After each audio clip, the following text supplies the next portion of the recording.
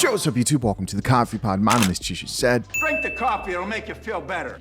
The Roots' Candace McDuffie, a senior editorial staffer for the GO, media-owned online publication, says Chris Rock deserved to be slapped by Will Smith. Yes, you heard that right.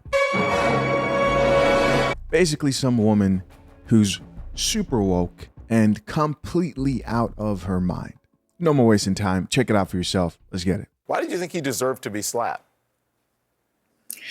It's not so much about being slapped as much as it is about accountability, right? He has made Black women specifically the butt of his jokes for years, and he's finally being held accountable. So I feel like this kind of sets the precedence, going forward, hopefully that people will be more careful about how they treat and discuss, Black women. People are going to focus on your words saying, is Candace McDuffie condoning violence, saying that, that Will Smith should have slapped Chris Rock? That is exactly what she's saying.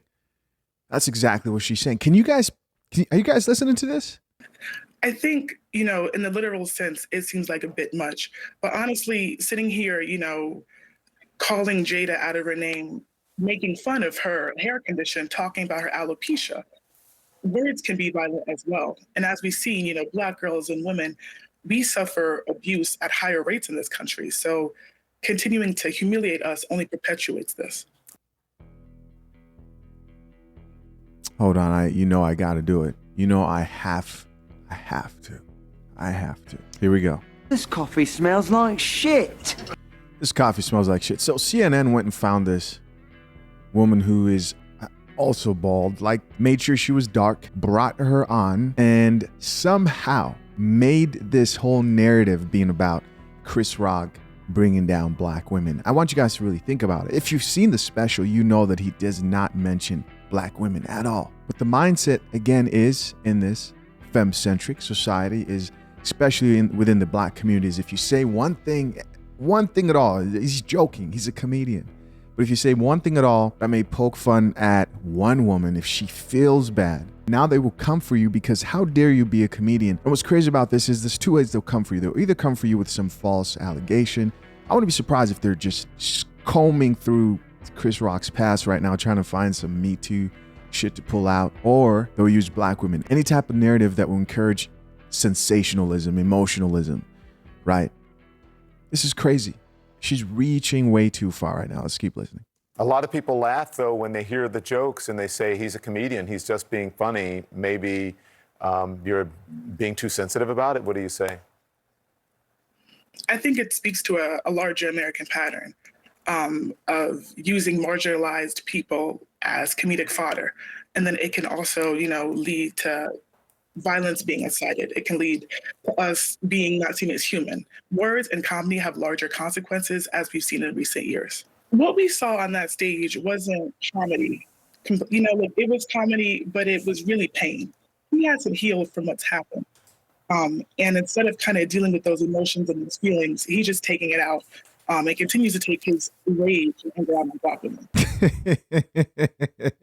Oh, man. God forbid Chris Rock decides to not react violently and use words and actually be a grown adult and say, you know what, I'm going to be responsible about this. I'm going to take my time. I'm not going to be emotional and I'm going to be strategic, but he still can't win. You know what they wanted him to do? They wanted Chris Rock to take that slap to the face and shut the F up. That's what Black women wanted. And guys, no, I'm not going to do that. This is not about Black women. I'm not going to do that.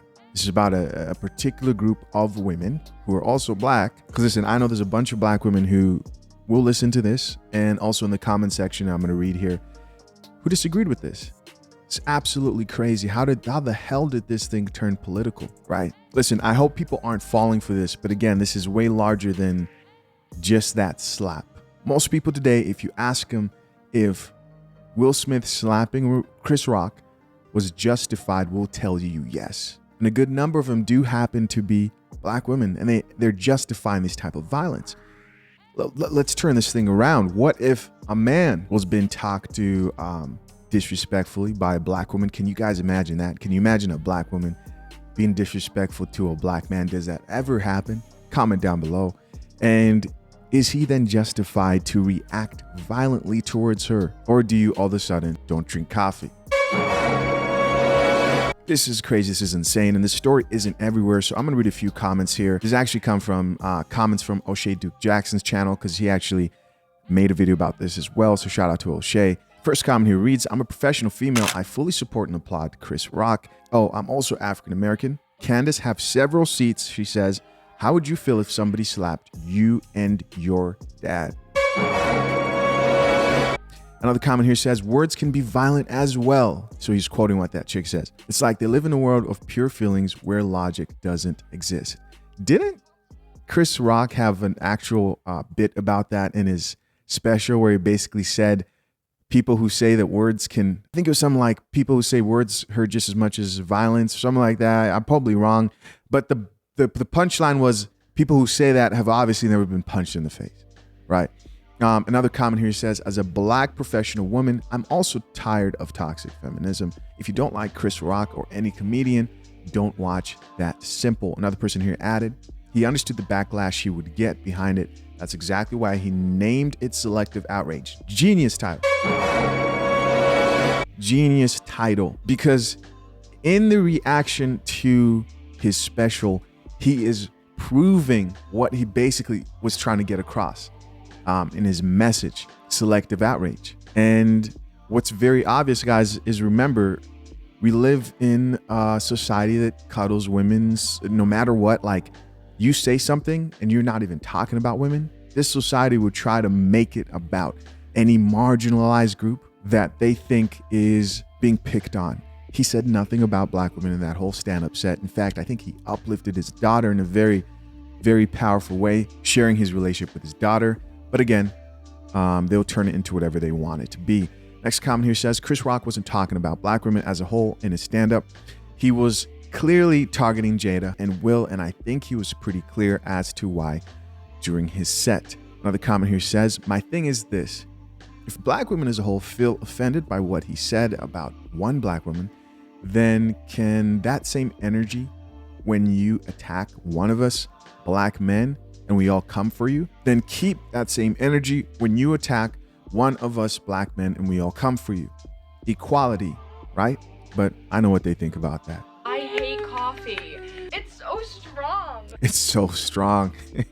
Next comment from a gentleman says, her reaching ability is stronger than Stretch Armstrong. As usual, no accountability, nothing new. That's true. Next comment here says, did anyone else laugh before McDuffie even started speaking? Yeah, man. We're in this clown world where people, it's like they sat there and they're like, well, we need to find a woman who's going to speak out against Chris Rock, and she needs to look a certain way. They bring her on, and she also needs to, she seemed kind of weird, bro. You know, she seemed kind of strange. Next comment here says, it amazes me how they can be so strong and independent, yet the most victimized at the same time. Yes. Listen, guys, as always, curious to know what you think. Leave your comments down below. I appreciate you for checking out yet another episode of The Coffee Pot. Till next time, I'm out. Peace.